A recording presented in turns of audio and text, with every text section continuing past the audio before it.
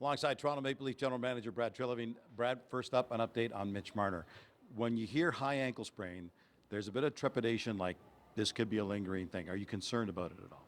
No, I mean, it's in all likelihood a minor injury, but we want to be respectful for it, and we've got some time here right now. So Mitch is he's been off the ice the last couple of days. We'll ramp him back up this week, and then just take it day by day and see how he's feeling. But hopefully he's back sooner rather than later. You got a bit of a scare with Samsonov when he went down during practice. I mean, that must have made you cringe, but the good news is he's back and playing. How important is it for you from a GM standpoint to know a true number one, who the number one guy is going into your postseason?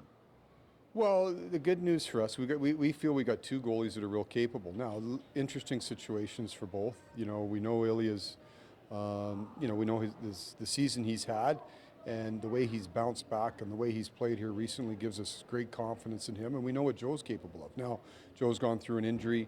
He's come back from it, and now it's just a matter of him getting into the net. But you try to balance both those things, Gino, with these are really important games, and the points are important, and Sammy's going well right now.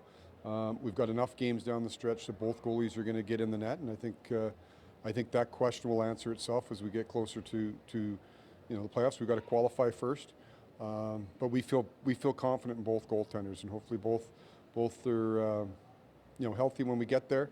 And like I said, we're confident in both guys. I know you don't want to take anything advantage, but right now you look like you're pretty well locked into the number 3 hole. It's going to be tough to catch Boston or Florida, but it's hard to imagine you sliding down any further, which means you get either Boston or Florida in the opening round. Given your recent track record against them in the playoffs, do you feel like you're more ready to face them this time around? Well, just to your point, we're not going to get too far ahead of ourselves. We've got to secure a spot first, and that's goal number one. And we've got lots of difficult games down the stretch. So once we can secure a spot, then we'll start focusing on who you're playing. And it sounds very motherhoodish and cliche-ish, but it's the truth. Every team's a great team. There's certainly the teams in our division.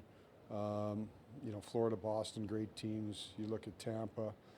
Detroit's had some struggles recently, but a heck of a year. So the division's deep, and then throughout the conference. So we're not focused in on who a potential matchup could be. Number one, we're focused on getting there, and number two, getting our game to the highest level it can get to. And once we get there, then we'll play who we play and go from there.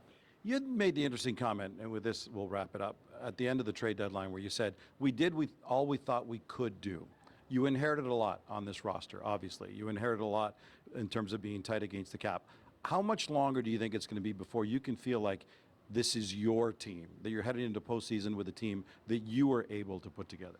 Well, I think I've had an opportunity to do those things from day one, and we've made some changes, we've made some additions.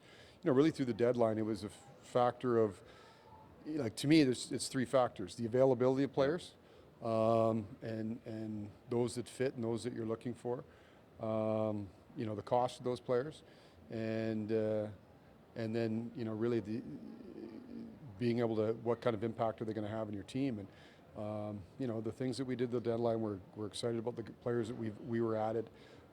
We wanted to manage both the immediate right now, but also sort of the assets that we do have remaining, and manage those accordingly, and at the same time really the availability of players that what was the true availability of certain players here. So we'll continue to work at it. The deadline's passed. We're focused on finishing this regular season, getting ourselves in the playoffs, going from there, and we'll continue to work and try to make this team better throughout the summer and go from there. All right, Brad, appreciate this. Thank you. You bet. Thanks, Gino.